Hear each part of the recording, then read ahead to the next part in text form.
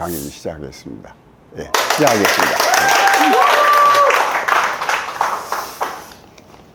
우선 제가 오늘 한국인보다 한국을 더 사랑한 역사의 양심이라는 그런 인물을 소개하고자 합니다. 역사의 양심이다.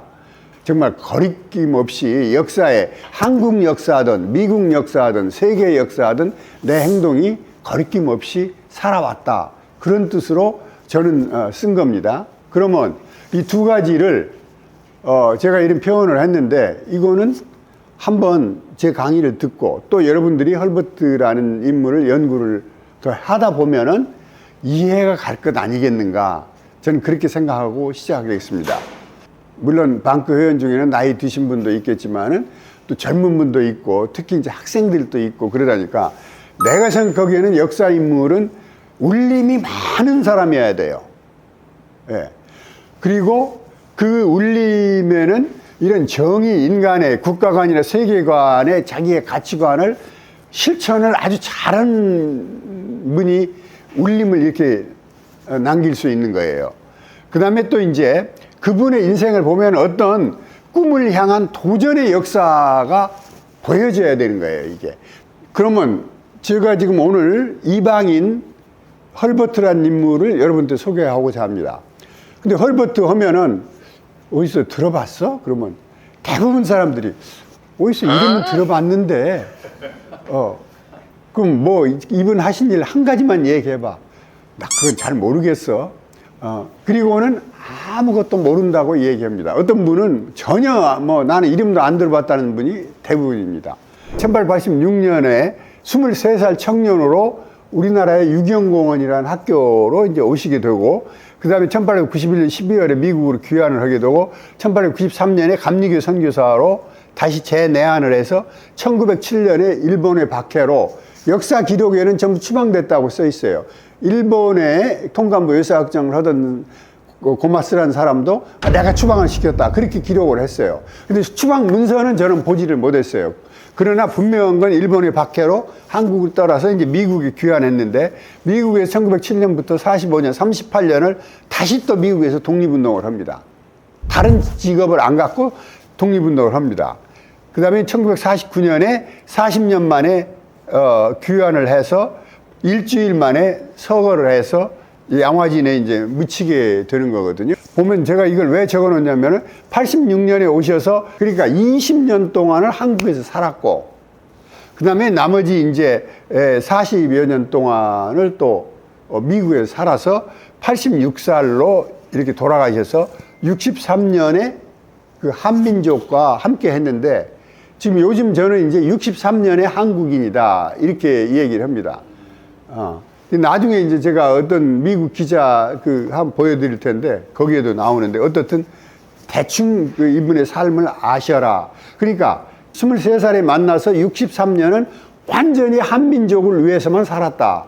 이것만 기억을 하시면 좋겠습니다. 그러면 불멸의 민족 은인이다. 이분의 발자취를 한번 제가 이거 말하자면 이분이 하신 어떤 역할을 카테고리로 이렇게 해놓은 건데, 불멸의 민족 은인이란 말은 저희가 한 게 아닙니다. 우리나라 초대 부통령은 이시영이라는 분이 있습니다. 이분은 임시정부에서 주동 인물이고, 이혜영, 이시영, 그 같은 육형제 중에 한 분이죠. 그런 이제 독립운동가인데, 이분이 헐버트 박사 죽었을 적에 동아일보에 기자회견을 하면서 불멸의 은인이다. 이렇게 표현을 했어요. 그래서 제가 이제 그걸 따서 이렇게 얘기를 하는데, 교육자요, 한글학자요, 언어학자요, 언론인이요, 역사학자요, 아리랑 체벌자요, 선교사요, 민권운동가요, 항제의 밀사요, 독립운동가요. 이분 카테고리를 이렇게 어떻게 나열을 할 수가 없는데 제가 이번 그냥 단순하게 정리를 한번 해봤습니다. 그 다음에 우리 한국이 이분한테 영예를 준 것만, 큰 것만 3개입니다. 건국공로훈장. 이 건국공로훈장이라는 건 독립운동을 하신 분들한테 주는 훈장입니다. 예. 우리나라에 뭐 무공훈장도 있고 또 다른 뭐 문화훈장도 있고, 건국공로훈장에는 독립운동을 하신 분들한테 주는 거다. 문화훈장은 금관문화훈장, 은관문화훈장, 뭐 옥관문화훈장 뭐 이렇게 나가 있잖아요. 이제 이 문화훈장, 금관 문화훈장을 받으셨고, 또 아리랑상을 주는데 서울 아리랑상을 또 이분이 받으셨죠. 그 다음, 안중근 의사가 거사를 일으킨 게 언제죠? 1909년이고, 그분이 이제 하얼빈에서 거사를 일으키고, 그 다음에 리슨 감옥으로 이송이 됐습니다. 그럼 리슨 감옥에 이송이 됐는데, 일본 경찰에 사카이라는 경시가 있어요. 그 경시가 취조를 했는데 그때 물었어요. 너 헐버트를 어떻게 생각해? 이렇게 물었어요. 그런데 왜냐하면 그때 일본 아사히 신문에 이 안중근 의사의 하얼빈 의거에는 헐버트가 배후에 있을지도 모른다. 이게 일본 아사히 신문에 보도가 됐습니다. 그게 이제 또 뉴욕 타임즈에도 인용이 됐어요. 그러니까 이제 일본에서 너 혹시 네 뒤에 헐버트란 배우가 있는 거 아니야? 이제 이렇게 물은 거예요. 이제 여쭌 거예요. 그런데 실제는 아무 그 배우가 관계가 없습니다. 헐버트 박사가 그렇게 얘기했습니다. 그러니까 안중근 의사가 답변을 하기는 한국인이라면 헐버트를 하루도 잊어서는 안 되는 정말 그 일본 이토 히로부미에 대항한 위대한 그 정의의 사도다. 이렇게 그 안중근 의사가 얘기했는데 이게 바로 이게 그 글입니다. 하루바토 이토에 대항한다. 이토의 혹독한 정략에 그 대항해서 각국의 그 한국의 그 어려움을 알리고 한국인으로서는 하루 일일도 잊어서는 아니 되는 그런 인물이다라고 일본 경찰이 써놓은 겁니다. 이게 일본 경찰이 써놓은 거예요. 이걸 내가 국서편찬위원회에서 그 다른 거 그때 한 보름을 다녔는데 한 일주일 만에 제가 이걸 발견을 했어요. 거기 다니다가 그래서 제가 너무 감동을 했어요. 이 글을 보고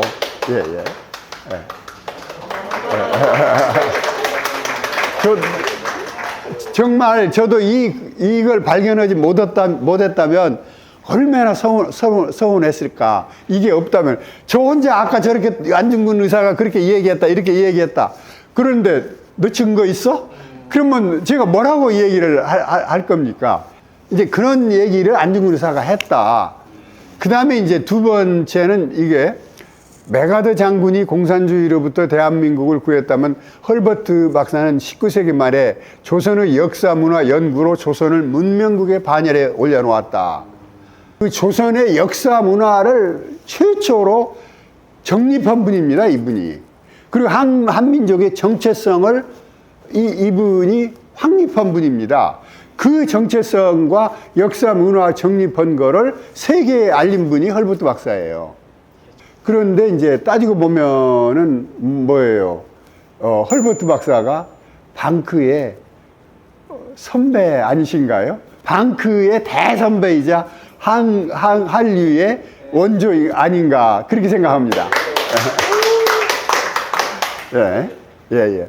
그런데 이연복 교수란 분이 어떤 분이냐면은 언어학에서 세계적 언어학자이고 우리나라에서 거의 최고의 언어학자로 인정을 받고 있는 분이에요. 엘리자베스 여왕께서 안동 화훼마을에 오셨습니다. 그때 통역을 하신 분입니다. 그래서 이연복 교수를 제가 만났는데 헐버트 박사를 아느냐 그랬더니 조금 안다라는 거예요. 그래서 그럼 조금 알지 마시고 내가 이분이 쓴 글을 드릴 테니까 이걸 좀 읽어봐 주십시오. 그랬더니 이분이 이제 거기서부터 입을 딱 벌리시는 거예요. 내가 왜 헐버트를 미리 몰랐는지 모르겠다.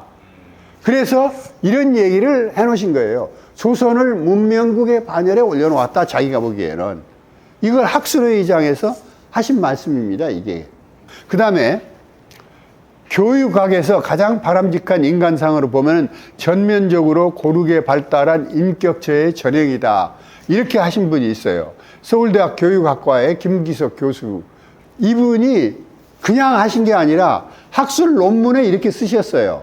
그래서 제가 거기서 인용을 한 겁니다. 그 논문에.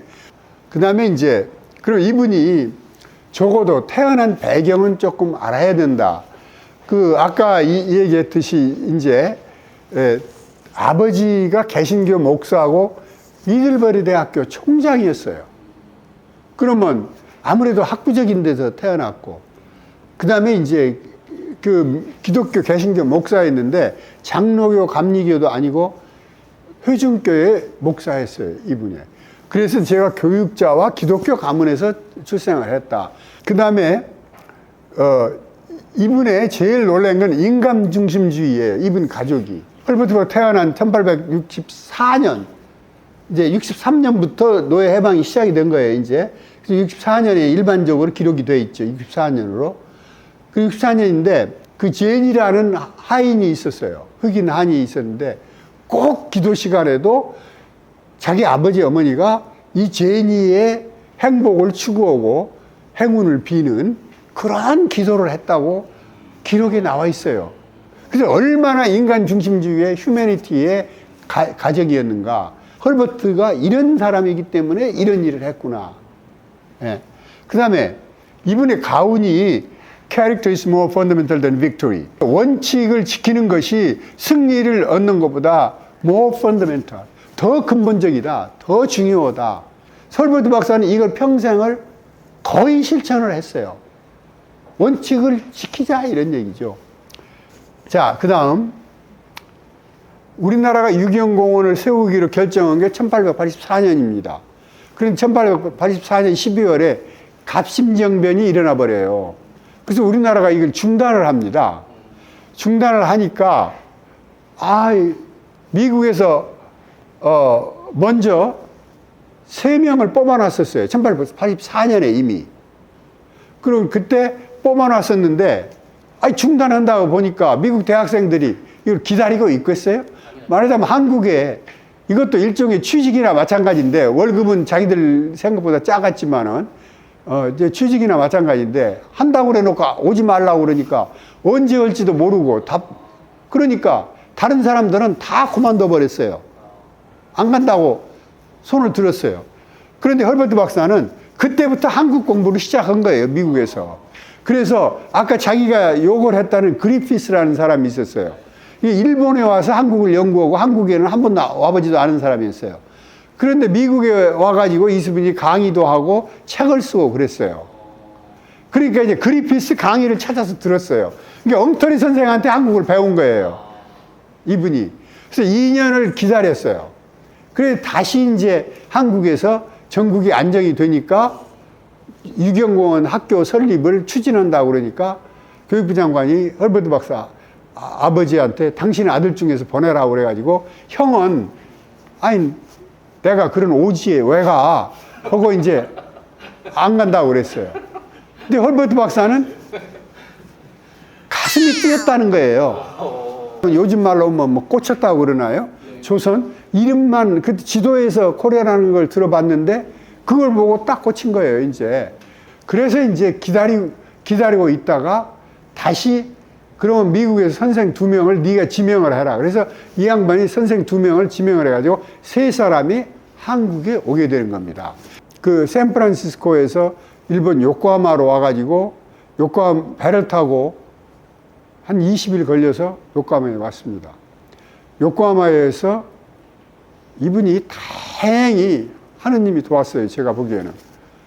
요코하마에서 내려서 그 다음에 일본 고베를 거쳐서 나가사키를 가야 되는데 이 배라든가 이런 일정 이런 것 때문에 일본 요코하마에서 쉬었어야 했어요. 4일 쉬었는데 거기에서 도쿄를 가볼 수가 있었어요. 동경 도쿄 제국대학 도쿄 유니버시티를 이분이 구경을 할 수가 있었어요, 이분이. 그랬더니 깜짝 놀란 거예요. 도쿄 시내가 이미 너무 발전한 도시였다라는 걸 느꼈어요. 예, 그 다음에 도쿄 유니버시티가 보니까 미국의 대학 체계를 갖춘 걸 본 거예요.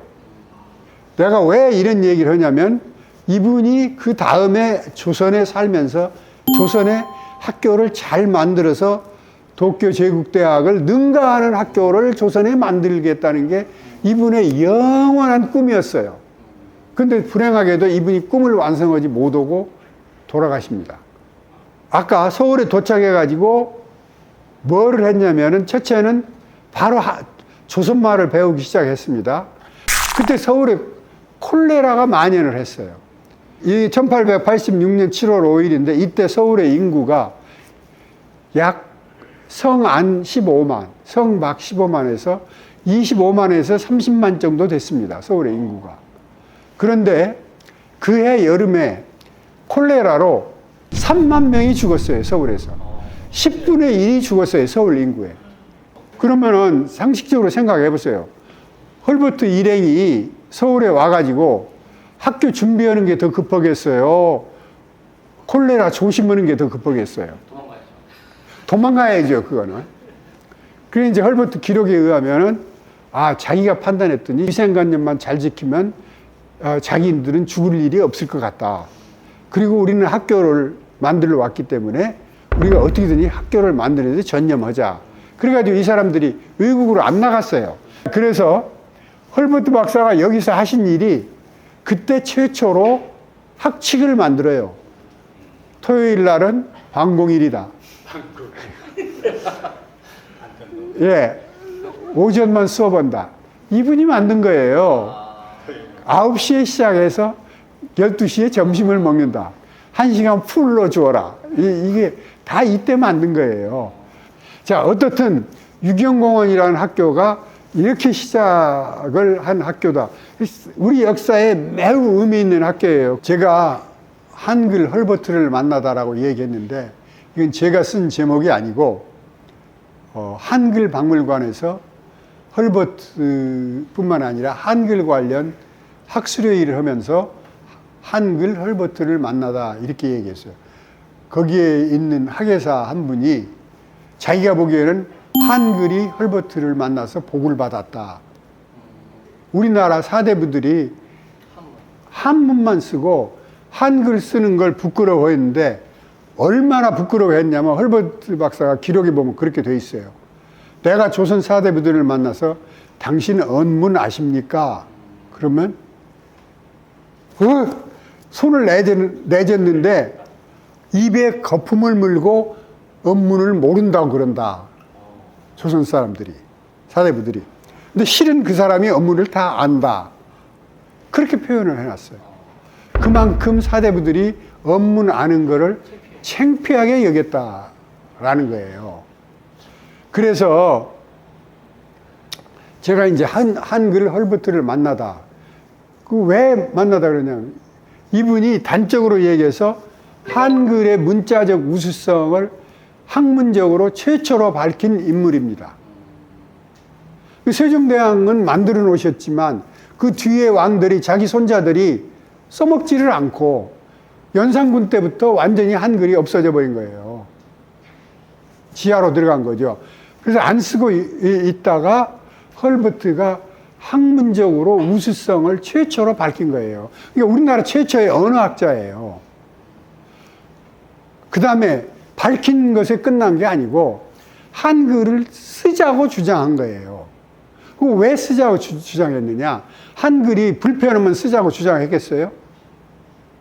한글을 통해서야만 교육이 넓어지고, 왜냐? 쉬운 한글로 공부해야 많은 사람들이 알 수 있어서 교육이 넓어진다. 교육이 넓어져야 그 나라의 문명사회를 이룩할 수가 있다. 반상의 벽을 허무는 유일한 길은 한자를 없애는 거다라는 게 헐버트 박사가 주장한 거예요. 이건 기가 막힌 거예요. 아까 교육을 넓힌다는 것까지, 그래서 문명사회를 이룩하자라는 데까지는 동의를 하는데, 반상이 철폐되는 유일하고 또 유일한 길이 한글 사회를 만드는 거다. 이렇게 주장을 했어요. 그래서 우리나라 나중에 국문연구소를 고정이 만드는데 추시경과 같이 국문연구소를 만들어야 된다라고 막 주장을 해서 결국 국문연구소가 만들어진 거 아니에요. 고정이. 그래서 이것이 나는 제일 위대하다고 생각해요.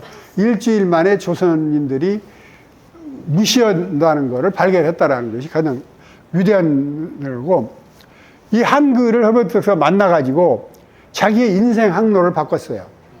그전에는 언제 미국으로 돌아갈지도 몰랐는데 한글이 만들어진 걸 보니까 세종대왕이라는 분이 만들었어요. 세종이 왜 만들었지? 그리고 그때 당시에 그럼 뭐 중국 거를 베꼈나? 일본 거를 베꼈나? 이걸 연구를 한 거예요. 아, 그러니까 독창적으로 만들었어? 그래? 그럼 한국의 역사가 어떻게 돼? 아니, 단군 시대에 반만 년 역사가 있다라는 거야? 여기서 그걸 공부한 거예요. 그래서 한민족의 우수성을 발견해서 그것이 한국을 사랑하는 계기가 되고 나중에는 독립운동까지 하게 되는 계기가 되는 거예요. 한글도 한글 자강운동이라는 게 펼쳐지는 거예요. 그때부터 한글을 쓰지 않은 운동이 헐버트 박사가 제일 먼저 주장을 해서 나중에 주시경 선생이 문법 연구로 이어지고 나중에 조선어학교 33인 최연배 선생까지 와서 1945년 해방이 돼서 최초로 교과서가 한글로 만들어지는 거예요. 물론 그 전에 헐버트 박사가 교과서를 최초로 한글로 만들어서 해방 이후에는 여기까지 가는 거예요. 내가 다 조사를 해봤어요. 그랬더니 1446년 한문이 반포되고 1894년에 국문 칙령이 발표됐는데 여기서 국문을 쓰지 않고 법령화를 해요, 고종이. 그런데 실제로 정부 문서를 한글로 쓴 거는 홍범 14조, 이게 우리나라 헌법 같은 건데 한글, 한자, 국한문 3개로 쓴 적 한 번밖에 없어요. 그러고는 이걸 실천을 안 해요. 여기까지 올 때까지 아까 헐버트 박사가 삼인필지라는 책을 만든 게 1891년이고 1890년부터 이렇게 한국 막 자강운동을 펼쳤는데 여기까지, 그래서 이것도 헐버트 박사의 영향이라고 학자들이 주장을 하고 있어요. 고종의 국문 칙령이. 그 다음에 이제 1945년에 최연배가 주도해서 초중등 교과서에 한글을 기본으로 집필하고 필요시 한자가 됐어요. 그 다음에 1988년에 대중신문, 이게 뭐예요? 한겨레 신문이 최초로 한글 전용 신문이 탄생합니다. 이게 바로 헐버트 박사가 한글 전용을 주장한 지 100년 만에 이게 탄생을 하는 겁니다. 제가 이렇게 가지고 왔는데 이게 이제 바로 서인필지를 1891년에 그 다음 이게 표지입니다. 이게 초간본, 이게 서인필지. 이 머릿말은 용비의 천가에 가까운 책입니다. 생각건대 중국 글자로는 모든 사람이 빨리 알며 널리 볼 수가 없고 조선 언문은 본국 글자인 뿐더러 선비와 백성과 남녀가 널리 보고 알기 쉬우니 슬프다. 조선 언문이 중국 글자에 비하여 크게 요긴하건만은 사람들이 기난 줄도 알지 아니하고 오히려 업수이 여기니 어찌 안타깝지 아니하리요. 이런 명문의 서인필지 서문이 있다라는 걸. 이게 170쪽짜리 책입니다. 그래서 김정호가 대동호 지도를 만든 지 30년 만에 나온 세계 지도 책입니다. 그런데 김정호 선생도 너무 훌륭한 지도를 만들어 놨는데 헐버트 박사도 세계를 수도나 하천이나 산맥이나 색깔을 칠해서 이렇게 표시를 해놨어요. 삼인필지가 무슨 뜻인 것 같아요? 이게 사실은 한자입니다. 선비사, 백성민, 반드필, 알지. 반드시 알아야 된다. 그러니까 선비나 서민, 양반 쌍놈 모두가 반드시 알아야 할 지식이다. 그런데 그렇게 된다면 보통 사람 같으면 이걸 한자로 썼을 거라고. 그 다음에 이제 여기에 또 유명한 거는 별자리 같은 거를 또 다 이게 그래서 이게 단순한 지도책이 아니고 별자리 같은 걸 이렇게 넣었어요. 요 세계 지도도 이걸 넣었어요, 이게. 이분이 이 책을 쓰면서 여기서 내가 두 가지를 또 얘기해야 돼요. 하나는 이 책에서 한국인을 얼마나 배려했는지 몰라요. 제가 그걸 생각하면 눈물이 나요. 여기 조선편에 보면은 남북은 삼천리요, 동서는 600리다, 이렇게 나와 있어요. 그래서 저도 처음 알았어요. 사실 이 책을 보고. 모든 거리를 240km라고 하면 될 거 아니에요. 약 240km다. 그런데 조선 사람들이 읽고 이해하기 편하게 써야 된다, 책을. 그래서 쉬운 책이 바로 좋은 책이다. 그래서 여기서 전부 조선 사람들이 읽기 편하게 조선 사람들을 배려한 책이다. 모든 도량형 단위를 한국식으로, 조선식으로 썼어요. 그러니까 모든 면에서 조선인들을 배려를 해서 썼다. 그리고 또 여기에는 이제 그 나라 이름도 가급적이면은 중국식 한자를 안 썼어요. 그러니까 진짜 조선의 입장에서 이 책을 썼다. 그 다음에 중국 편을 보면은 나는 여기서 기가 막힌 걸 봤어요. 이분 편지에 그렇게 해놨더라고요. 나는 여기에 진실 외에는 모든 걸 진실되게 썼습니다. 영국 사람들이 나를 싫어할 겁니다. 그런 말을 써놨어요. 그래서 왜 싫어할까? 중국 편의 청국편 마지막에 보면은 영국 사람들이 아편을 중국에 갖다 팔았다. 중국 사람들이 이거를 불태웠더니 영국 사람이 전쟁을 일으켜서 다시 아편을 팔기로 했다. 그래서 중국 사람들을 아편쟁이로 만들어서 중국을 피폐화시키고 있다.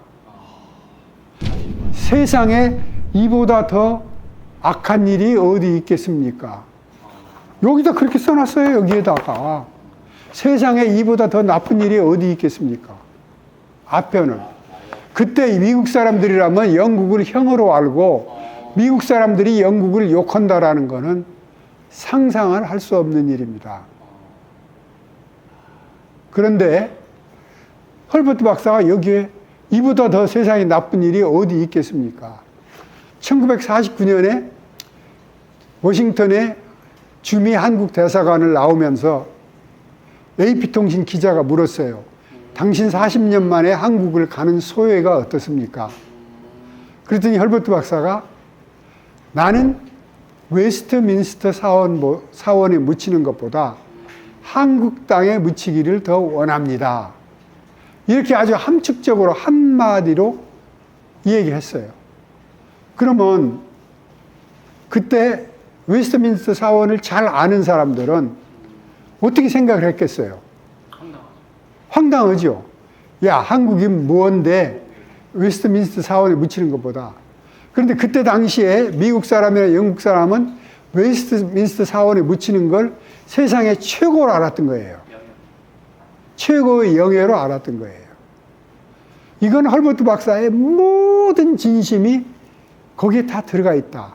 이분이 얼마나 한국을 사랑했는지를 아주 함축하는 단어입니다. 오늘 이 문장을 소개하면서 제 강의를 마치겠습니다. 감사합니다.